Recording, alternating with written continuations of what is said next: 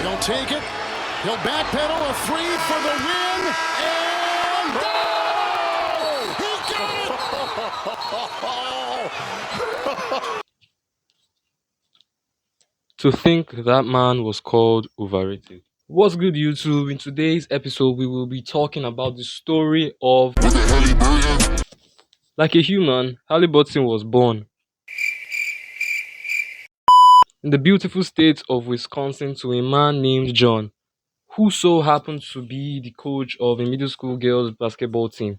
Naturally, Haliburton grew to love the game of basketball, which eventually led to him joining a youth team in the AAU league. But unfortunately for him, the coach of his team watched Haliburton play and decided to call up his parents and tell him that he wasn't good enough.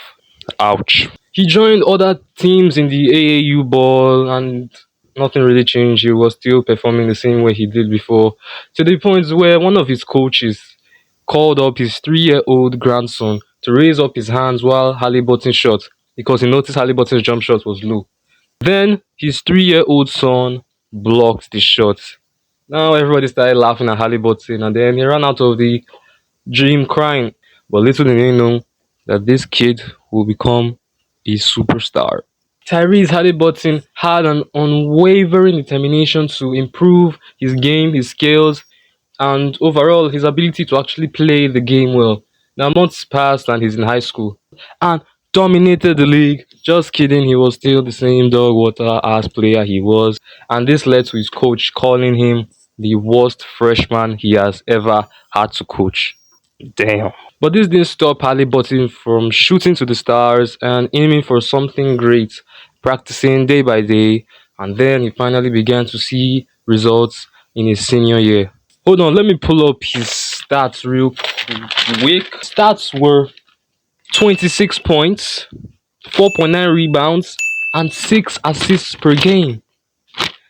That's amazing. This performance caught the attention of the Iowa State College, and the coach there saw potential in Tyrese and decided to recruit him to their team. So he played a few games here and there, was going to school, balancing school and basketball out, until one day everything changed on a single day. They were having a regular practice session until an NBA scout walked through the door, watched each and every one of them, and saw keen interest in Haliburton. And it was revealed that the scouts actually liked Haliburton for his charisma, his upbeat personality, and his listening habit. So he was able to get the 13th overall pick in the draft, still being overlooked, owing to the presence of people like Anthony Edwards and LaMelo Ball. His teammates at Sacramento weren't really enthusiastic of this very, very thin, weak high school boy joining the NBA.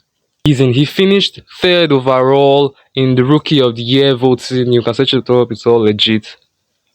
And he shut up all the haters, the doubters.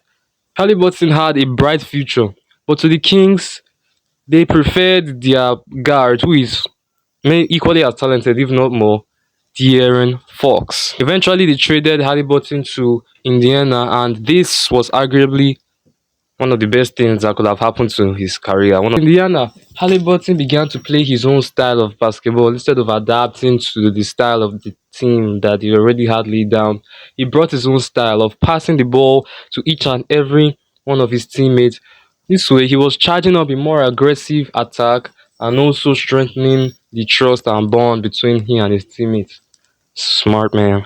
Season, unfortunately, they didn't get past the conference finals in the NBA playoffs. Unfortunately, in that season, they didn't get past the conference finals in the NBA playoffs. So we all came with a vengeance, practicing, practice, and even more practice. Then he went into next season. Next season gave a similar result, but he made his first All-Star appearance, so props to him. Then the 2024-2025 season came around. He didn't really start the season that well, to be honest.